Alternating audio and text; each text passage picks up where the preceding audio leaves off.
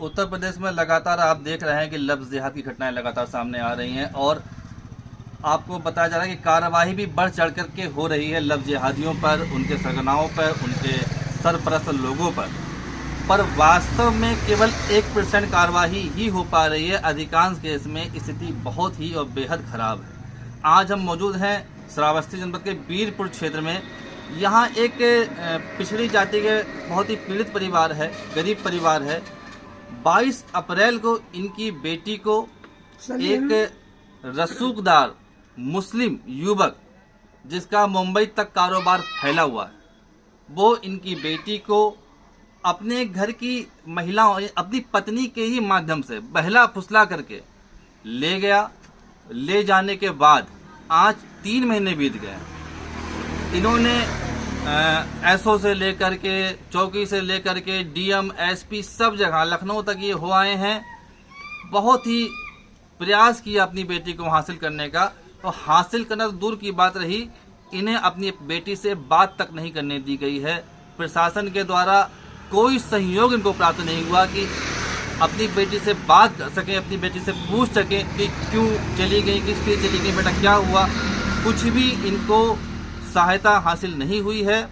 इनकी बेटी कहाँ है, किस हाल में है, किस हाल में उन जिहादियों ने इनकी बेटी को रखा हुआ है, इनको अभी तक कोई जानकारी प्राप्त नहीं हुई है 3 महीने से। तो ये स्थिति है और इन्हीं से जानेंगे। क्या नाम है आपका भाई साहब? रामनिवास। और आपकी बेटी के साथ में क्या हुआ और कब हुआ?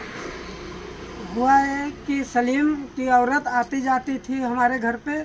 सलीम उस लड़के के पिता का नाम है कि नहीं, जो ले गए हैं उसका नाम सलीम। जो लड़का ले गया उसका नाम सलीम? सलीम।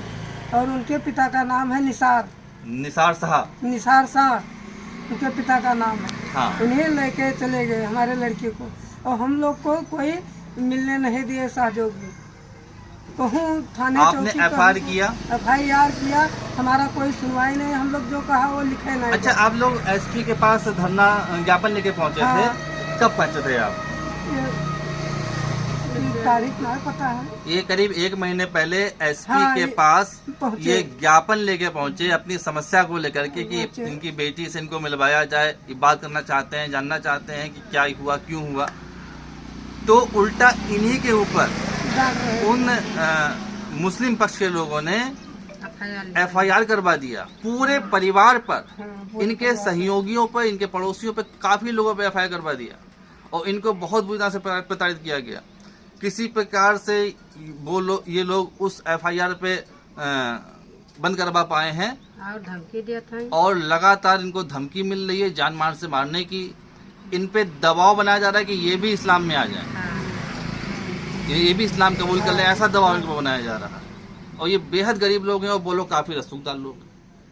तो नहीं सुनवाई होता है।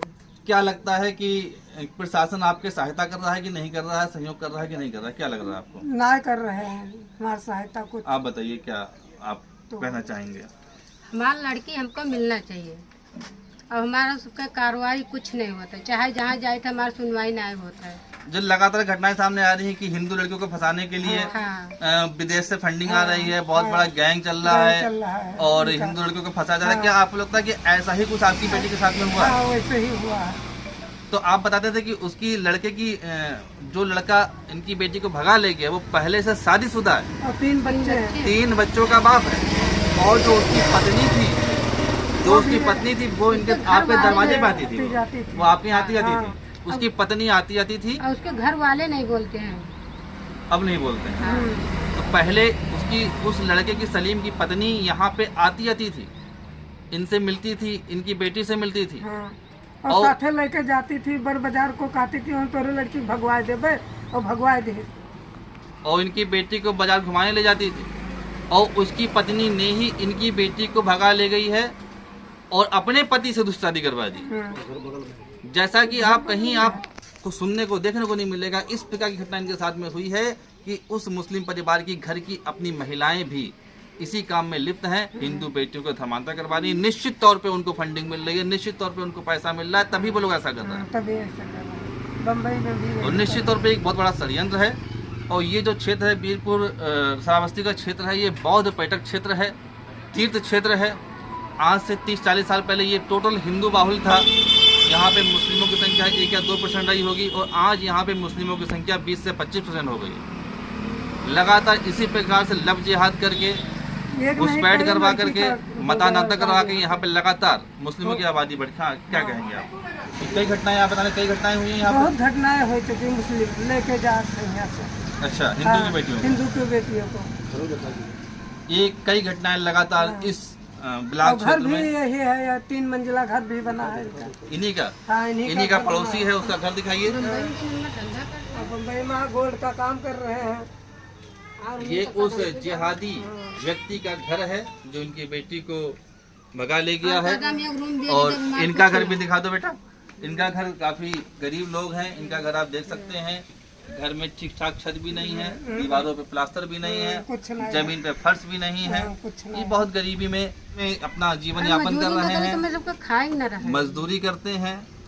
और जो मुस्लिम जिहादी रईस जादे हैं वो ऐसी गरीब हिंदू बेटियों को फंसा करके अपना धन दौलत का रसूख दिखा करके, बड़ी गाड़ियां दिखा करके, आईफोन दिखा करके, अपना अच्छा स्टैंडर्ड दिखा करके हिंदू बेटियों को फंसा करके धर्मांतरण का खेल कर रहे हैं। और ये भी बहुत सारी घटनाएं सामने आई हैं कि हिंदू बेटियों को धर्मांतर कराने के बाद में उनको खाड़ी देशों में बेच दिया जाता है और बहुत ही अमानवीय व्यवहार उनके साथ में होता है। तो ऐसी घटनाओं पर सरकार को संज्ञान लेना चाहिए, इस पर कठोर ठोस कार्रवाई होनी चाहिए। क्या कहेंगे, इस पर कार्रवाई होनी चाहिए? क्या चाहते हैं हो चाहिए? हम चाहते कार्रवाई हमारे ऊपर, कार्रवाई हो, कार्रवाई उनके घर कुरिया बुलडोजर लगा गिरवा दे सरकार।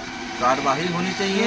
इसके पीछे कौन से संगठन काम कर रहे हैं, कहाँ से फंडिंग आ रही है, ये सब पे कार्रवाई होनी चाहिए। उन सब पे इस सब की जांच होनी चाहिए। जांच होना चाहिए। ये परिवार चाहता पूरा है जांच हो इनके, चाहे जहाँ परिवार हो। अरे वो कदम बैठा रहा, मेरा 1-2 लाख जुड़ते आई जा कहाँ से आई जाए? तो ये गोल्ड का काम कर रहे हैं। गोल्ड का काम, हाँ, सोना चांदी। हाँ, नंबर 2 के धंधा बम्बई में।